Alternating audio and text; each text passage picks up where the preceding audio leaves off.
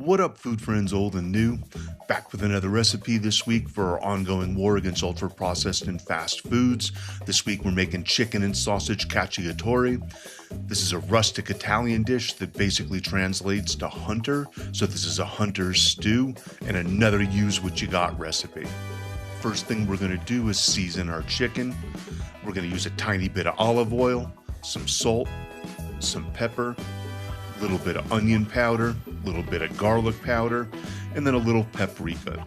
We're going to mix all of this up and set it aside for later. Then we're going to rustic cut an onion. I'm using red onion since this is going to be a little chunkier than normal. It's not all going to dissolve like usual. The red onion's a little sweeter. Then we're going to dice up 2 large bell peppers, and I'm using 3 small ones, 1 green, 2 red. This gives a little color and flavor variation.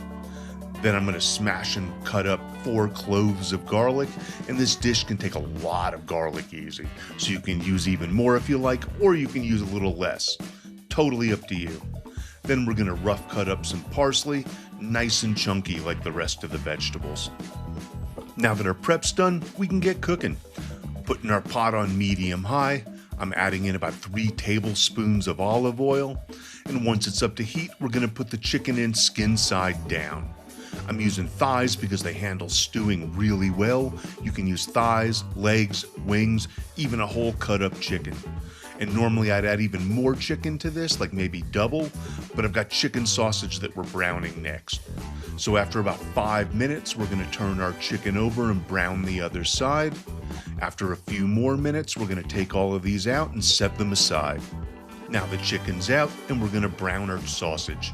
We don't eat a lot of pork here, so these are chicken mild Italian sausages, and we're just going to lie these in there, get them moving around, turn them every minute or so, and we want to get them browned up on at least a couple of sides. A few minutes here, a few minutes there.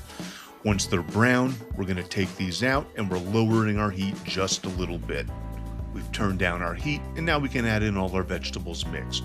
These are going to water up and help get rid of all that fondant flavor at the bottom of the pot.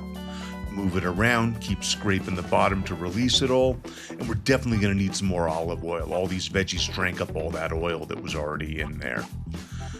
Then we're going to add some grinds of salt, a bunch of black pepper, a tablespoon of paprika, 2 to 2.5 tablespoons of Italian seasoning mix. We're keeping this easy. And we're just going to stir and saute this and keep scraping that bottom. Now we're going to saute these veggies up about 5 minutes, stirring it occasionally. We want these vegetables to start to cook down. Then we're going to add in about 2 tablespoons of tomato paste, mix it all up and keep sauteing. We're going to let this saute for 2 or 3 minutes, keep it moving, and then we can deglaze this with a cup of water. We're going to mix it all up, scrape that bottom, get all that flavor up, and we're going to let this simmer for at least 2 minutes.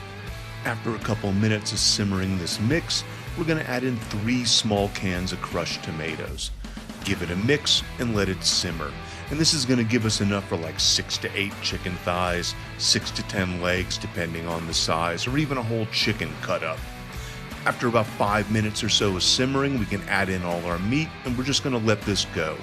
Adding in the chicken and sausage, making sure it's all submerged, and then we're also going to add in a handful of olives at the end. This adds a little extra salt and some extra flavors as it stews.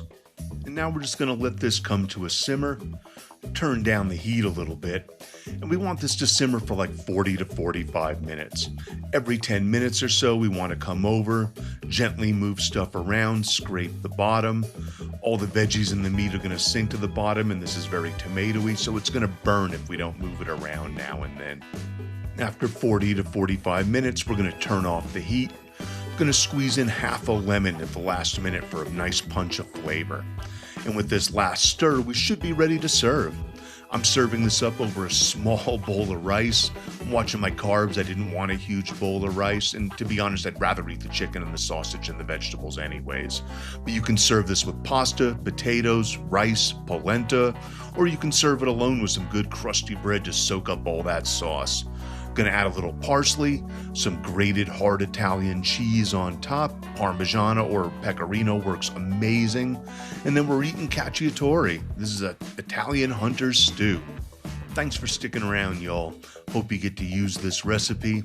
Here's some more recipes I know you're gonna love. Please like, comment, subscribe, share. These all help the recipes be seen, and it means a lot to me. Keep being awesome, everyone. Peace.